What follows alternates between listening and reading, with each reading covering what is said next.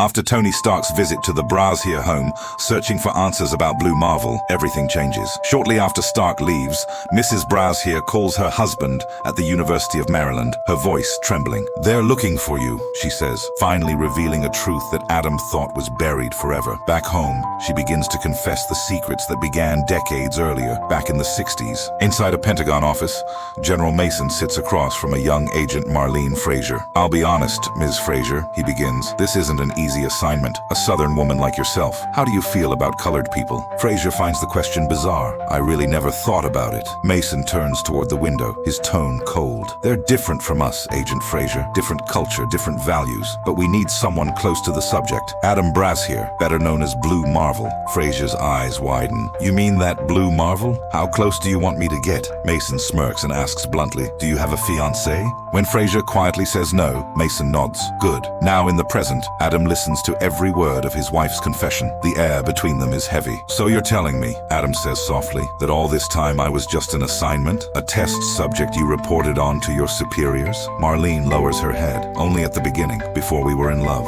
Adam's voice hardens. "Were we ever? I've lived under government surveillance my whole life. I expected that, but not that the person watching me was my own wife." He turns away, shaking his head. "I feel like such a fool. I thought what we had was real." "It is real," Marlene pleads. "I did it for my country. You were a Marine. You know what that means." Adam looks at her in disbelief. "We were together for years. You could have said something. An operative isn't a robot." "I didn't know how," she says. "How could I tell the man I love that I was an undercover spy?" Her voice trembles as memories flood back. "I don't think you can understand how much you changed my world. At first I couldn't explain it, but I started to feel what you must have felt. You opened my eyes to the truth of this world. And the more time we spent together, the more I saw how wrong the assignment was. But that was the last thing the Pentagon wanted to hear. Still, I wanted to get closer because I knew you were the one." Tears fill her eyes. "After 18 months, I stopped hearing from my contact. I assumed after Kennedy's assassination, maybe they decided you were no longer a threat." Adam turns to the window, his eyes dim. "Every day I live with not being able to be who I was. But what made it bearable was knowing I could come home to you, the woman I loved and married." He looks back at her, his face a mixture of sadness and rage. "But now I see, even that wasn't real." Marlene steps forward, desperate. "It kills me every day that I lived with that lie. A part of me died the moment I took that assignment. But what I gained was you, our children, our family. I have no regrets about that." Adam walks toward the door.